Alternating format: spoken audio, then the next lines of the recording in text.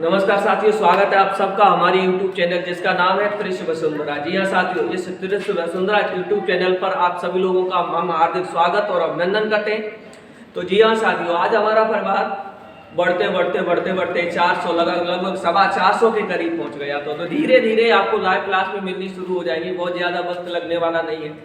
तो साथियों, आप सभी लोगों के लिए हम रोज वीडियो प्रोवाइड कराते हैं, रोज वीडियो आपको देते हैं, एक ही नहीं लगभग 5-6 वीडियो प्रोवाइड। और जब तक आपका टारगेट है 25 दिसंबर को हमने टारगेट रखा है, 25 दिसंबर सीपी नेट एग्जाम जो आपकी होनी है उसके लिए हमने टारगेट रखा है। और आपको रेगुलर क्वेश्चंस हम जितनी मेहनत कर सकते हैं उससे ज़्यादा, कहने का अर्थ ये हुआ कि हम अपना 100% आपको दे के जाएंगे। रेगुलर आपको वीडियो देंगे, कभी कभी कोई काम लग जाता है तो उस कारणवश आपको वीडियो समय से नहीं मिल पाती है, गैप हो जाता है, तो उसके लिए हम क्षमा प्रार्थी हैं। आपको रेगुलर वीडियो प्रोवाइड कराने की कोशिश करते हैं। तो साथियों, तो बढ़ते हैं अपने वीडियो की तरफ, ज़्यादा समय बर्बाद नहीं करेंगे, आपको अपने वीडियो की तरफ बढ़ते हैं। और साथ ही साथ आपको यहाँ पर हम आपको क्वेश्चन कराएंगे, लेकिन उससे पहले आप सभी लोगों से एक रिक्वेस्ट है कि प्लीज़ हमारे चैनल जिसका नाम है त्रिश वसुंधरा, इसको एक बार सब्सक्राइब कर लें और साथ ही साथ बेल आइकन को जरूर दबा लें। बेल आइकन को दबाना बहुत ज़रूरी है, क्योंकि होगा क्या, इससे आने वाले वीडियो की नोटिफिकेशन आप तक आसानी से पहुंचती रहती है। चलिए साथियों, ज़्यादा समय न लेते हुए अपने टॉपिक पर बढ़ते हैं, प्रश्नों पर बढ़ते हैं। आज के क्वेश्चंस भी कोई कम अच्छे नहीं है, अर्थात बहुत मज़ेदार क्वेश्चन है। इनको आपको पढ़ना है, इनके जवाब ढूंढना है, और कम से कम इनके जवाब ढूंढोगे तो आपको हर एक टॉपिक की रिवीजन भी हो जाएगी। इनके जवाब जब ढूंढोगे तो हर एक अध्याय की रिवीजन भी होती चली जाती है। तो चलिए साथियों, प्रश्नों की ओर बढ़ते हैं। तो पहला प्रश्न हमारा ये रहा। पहला प्रश्न कहता है कि दूरदृष्टि के कारण प्रतिबिंब कैसे बनता है। दूरदृष्टि के कारण प्रतिबिंब कैसे बनता है, अर्थात किसी मानव नेत्र में दूरदृष्टि दोष है। कौन सा दोष है? दूरदृष्टि दोष है। मानव नेत्र में दूरदृष्टि दोष है। तो दूरदृष्टि दोष हुआ क्या करता है? दूरदृष्टि दोष हुआ करता है, इससे व्यक्ति को दूर की वस्तुएं तो स्पष्ट दिखाई देती हैं, लेकिन पास की वस्तुएं स्पष्ट दिखाई नहीं देती। तो इस प्रकार से देखिए साथियों, आपको इन प्रश्नों के जवाब देने हैं, आपको इन प्रश्नों के जवाब देने हैं। तो दूरदृष्टि के कारण आपका प्रतिबिंब बनता है, कहाँ बनता है? ऑप्शन ए कह रहा है रेटिना पर, ऑप्शन बी कहता है रेटिना से आगे, और ऑप्शन सी कहता है रेटिना से पीछे, और ऑप्शन डी कहती है कि कहीं नहीं। ऑप्शन जो डी है वो ये कह रहा है कि कहीं नहीं बनता है। तो साथियों, इस सवाल का जो सही जवाब होगा, वो ऑप्शन नंबर सी, इस प्रश्न का सही जवाब है। अब बढ़ते हैं साथियों अगले प्रश्न की ओर। अगला प्रश्न भी आपको समझना है, धीरे धीरे जानना है कि इस प्रश्न का सही जवाब क्या होगा। तो अगला प्रश्न देखिए मेरे साथियों, क्या होता है। तो ऑप्शन नंबर क्वेश्चन 2 क्या कहता है कि जिस बिंदु से दृष्टि नाड़ियां मस्तिष्क को जाती हैं, अर्थात तब जाके हमको किसी भी प्रतिबिंब या किसी भी छाया हमें आवेशित होती है। ये दृष्टि नाड़ियां इसको सेंसेशन पहुंचाती हैं हमारे माइंड पर। तो जिस बिंदु से ये दृष्टि नाड़ियां मस्तिष्क को जाती हैं, उस बिंदु को हम क्या कहते हैं?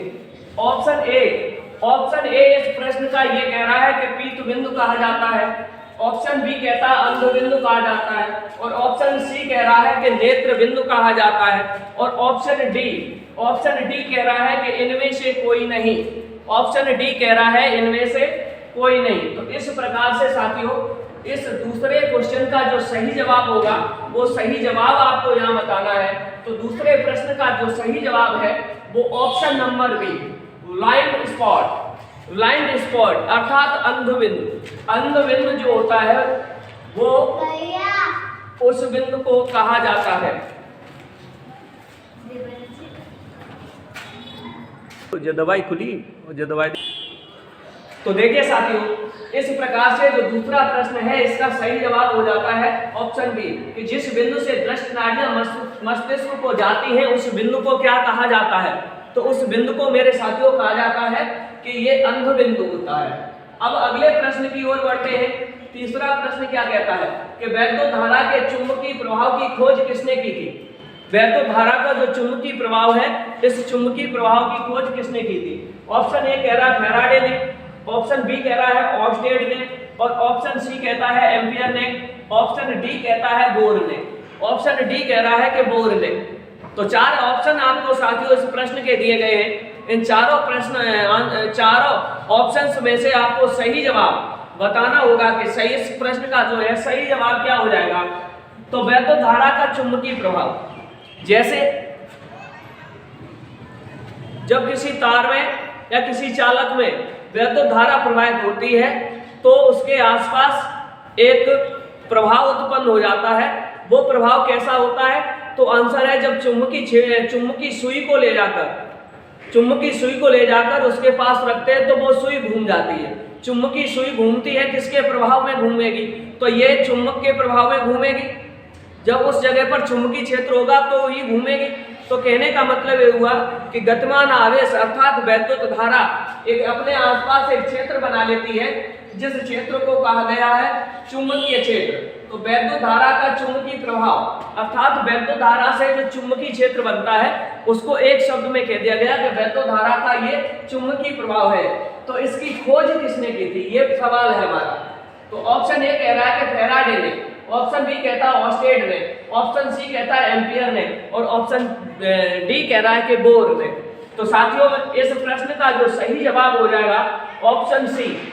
ऑप्शन सी इस सवाल का सही जवाब है। ऑप्शन सी इस सवाल का सही जवाब है। अब बढ़ते हैं आगे के प्रश्न की ओर।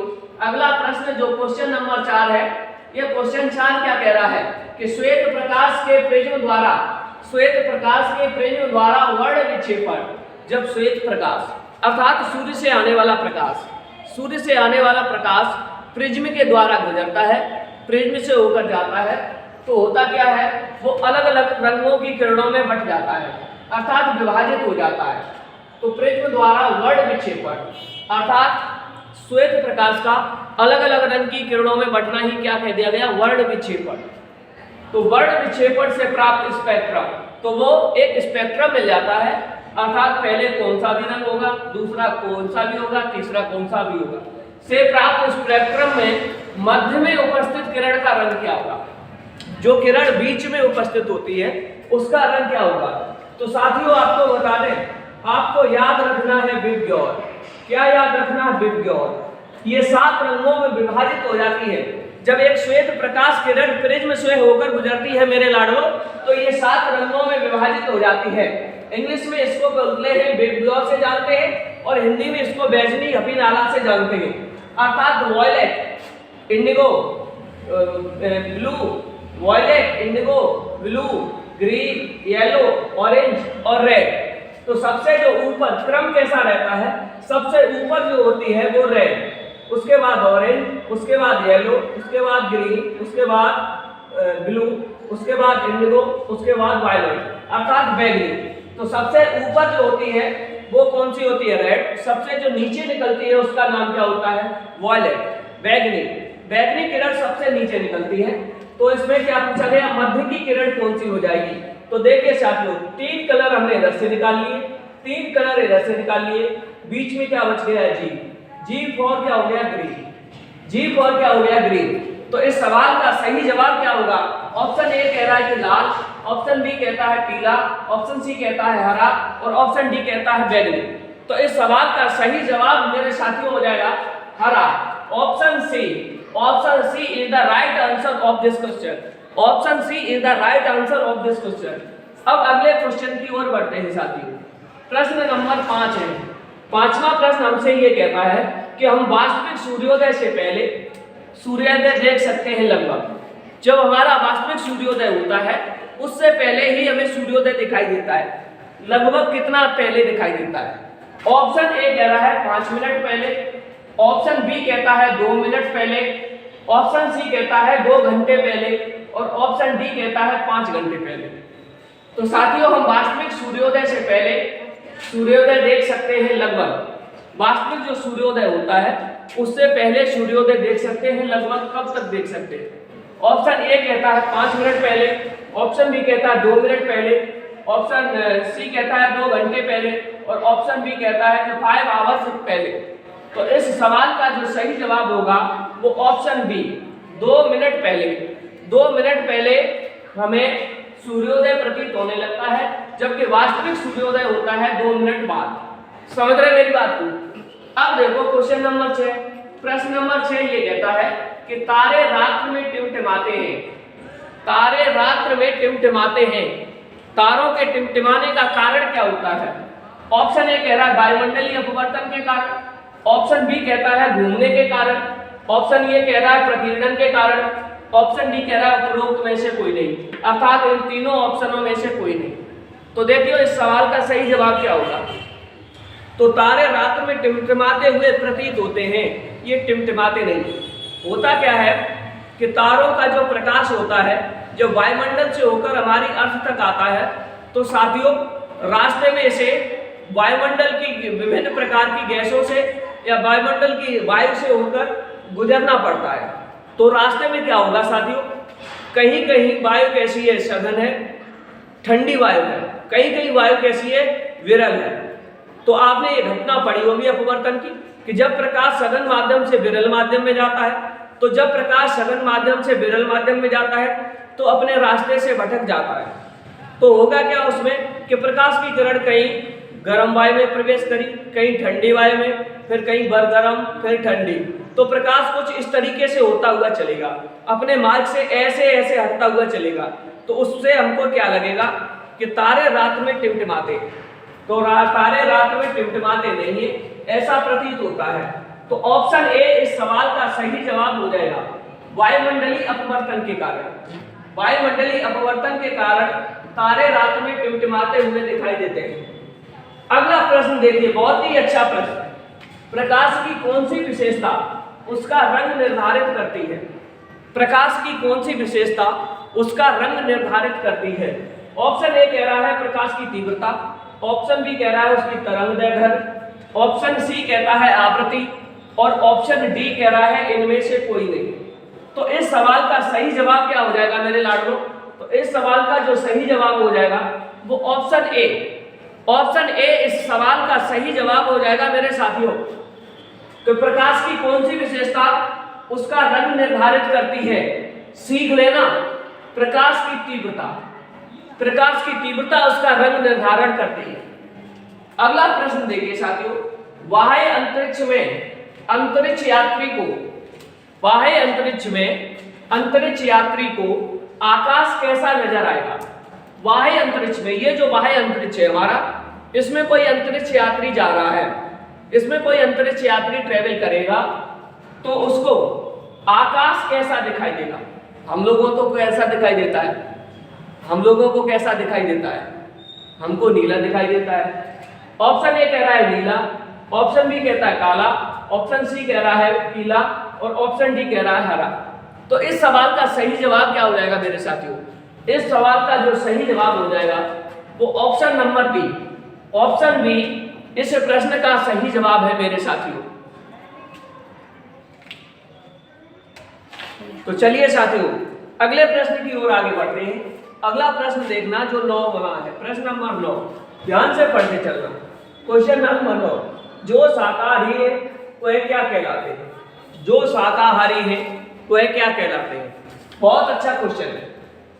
जो शाकाहारी है उनको हम क्या कहते हैं? ऑप्शन 1 कहता है द्वितीयक उपभोक्ता, ऑप्शन बी कह रहा है प्राथमिक उपभोक्ता, ऑप्शन सी कहता है तृतीयक उपभोक्ता और ऑप्शन डी कह रहा है इनमें से कोई नहीं। जो शाकाहारी है उनको हम क्या कहते हैं? जो शाकाहारी उनको हम क्या कहते हैं? तो ऑप्शन ए कह रहा है द्वितीयक उपभोक्ता, ऑप्शन बी कहता है प्राथमिक उपभोक्ता, ऑप्शन सी कहता है तृतीयक उपभोक्ता और डी जो सवाल है वो कह रहा है कि इन तीनों में से कोई। तो देखिए साथियों इस प्रश्न का, इस सवाल का जो सही जवाब हो जाएगा वो सवाल B, option B. Option B इस सवाल का सही जवाब है मेरे साथियों।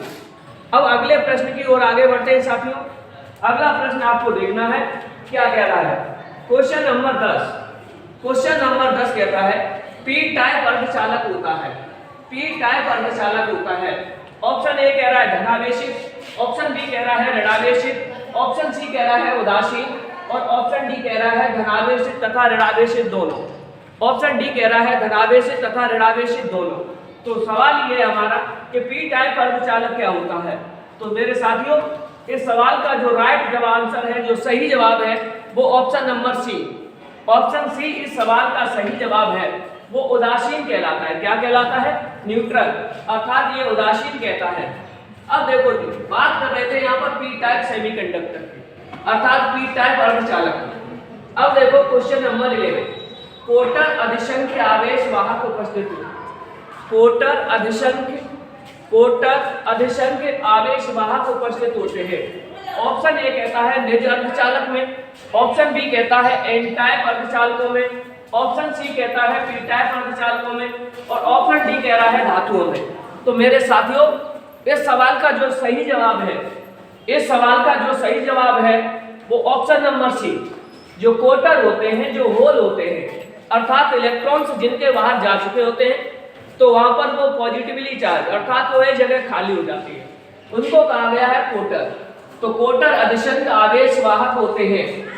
अधिसंख्य चार्ज जो कैरियर होते हैं वो पी टाइप अर्धचालकों में मिलते हैं। कहाँ मिलते हैं? पी टाइप अर्धचालकों में मिलते हैं।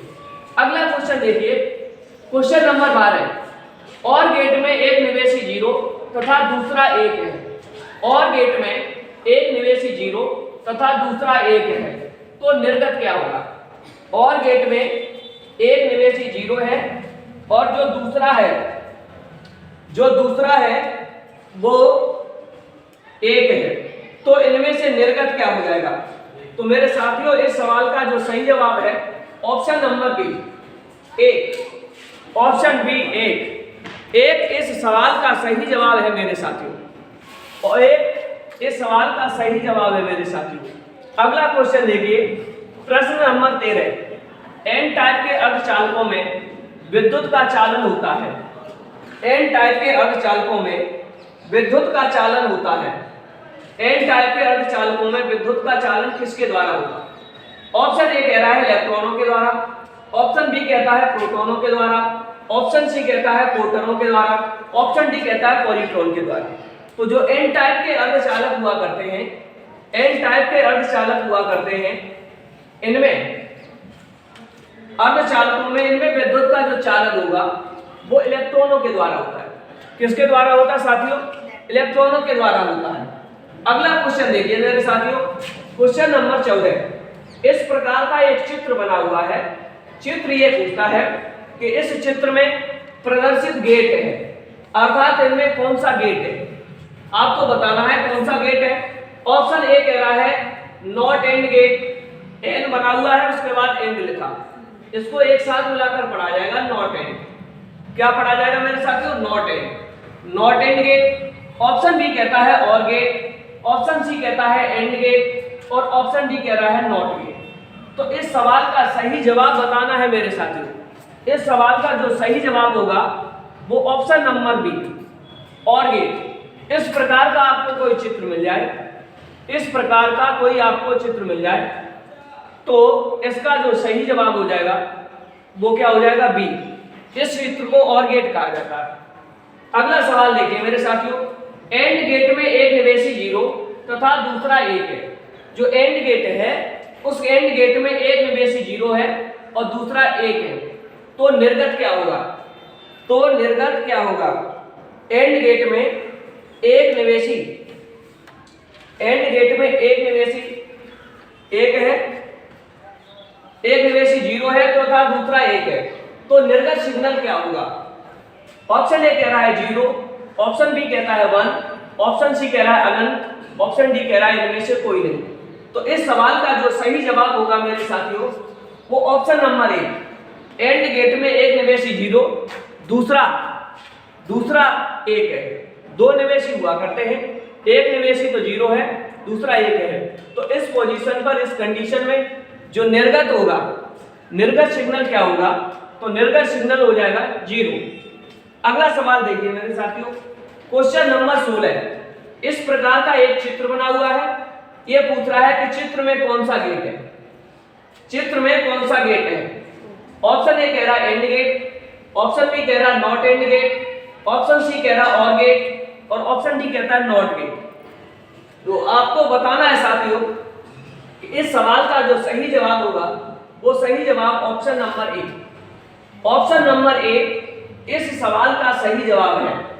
अब अगले प्रश्न की ओर बढ़ते हैं, क्वेश्चन नंबर 17, एक AMU के तुल्य ऊर्जा है, एक AMU के तुल्य ऊर्जा है। साथ ही साथ मेरा जवाब मेरे साथियों, AMU क्वेश्चन है आप लोगों से, AMU की फुल फॉर्म बतानी है, AMU की फुल फॉर्म बतानी है।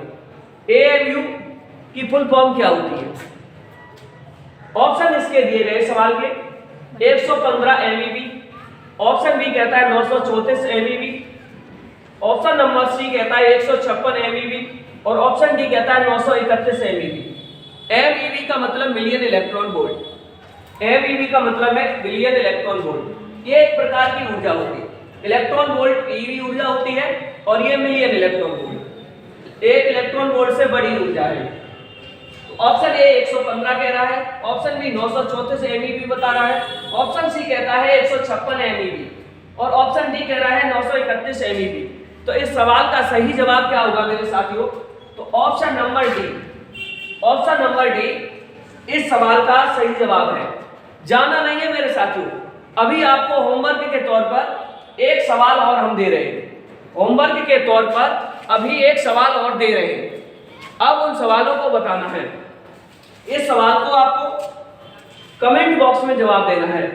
कहां जवाब देना है? कमेंट बॉक्स में इस सवाल का सही जवाब देना है। तो इस प्रकार से 17 क्वेश्चन हम आपको कराएंगे, एक क्वेश्चन दे रहे हैं, इसका जवाब देना है आपको कमेंट बॉक्स में। सभी साथियों को अगर हमारी वीडियो अच्छी लगती हो तो शेयर किया करो, शेयर किया करो, चैनल को सब्सक्राइब करते रहिए।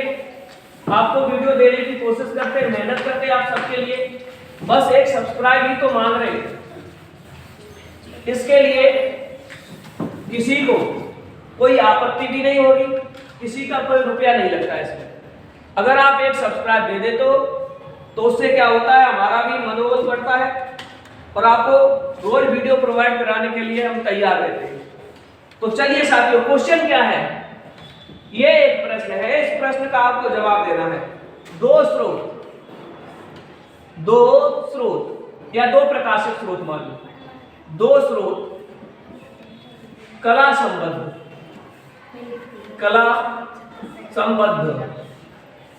दो स्रोत कला संबद्ध को बोला जाता है कोहिरेंट। दो स्रोत कला संबद्ध होते हैं, चार ऑप्शन दिए गए कब होते हैं? यदि वे तरंगे उत्पन्न करते, पूरा लिख लो, यदि वे तरंगे उत्पन्न करते हैं, यदि वे तरंगे उत्पन्न करते हैं। ऑप्शन नंबर ए कह रहा है किस प्रकार की? एक समान तरंग दैर्ध्य की, अर्थात वेवलेंथ कैसी होनी चाहिए? एक समान तरंग दैर्ध्य की। ऑप्शन बी देखिए मेरे साथियों क्या कहता है, ऑप्शन बी कहता है एक समान वेलोसिटी, एक समान वेग की। ऑप्शन सी कहता है समान फ्रीक्वेंसी, समान फ्रीक्वेंसी की। ऑप्शन नंबर डी कहता है नियत कलांतर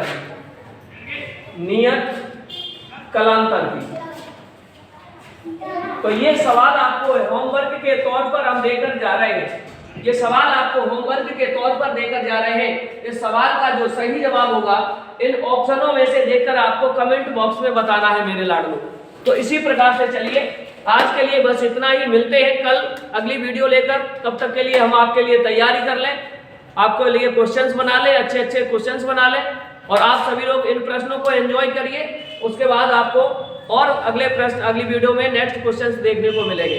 तो आप सभी लोग घर पर रहें, सुरक्षित रहें, हमारी वीडियो को देखते रहें, रेगुलर आप सभी लोग अपना सपोर्ट बनाए रहें। आपका इतना ज़्यादा सपोर्ट मिल रहा है, इसके लिए तहे दिल से इस्तेकबाल करता हूँ।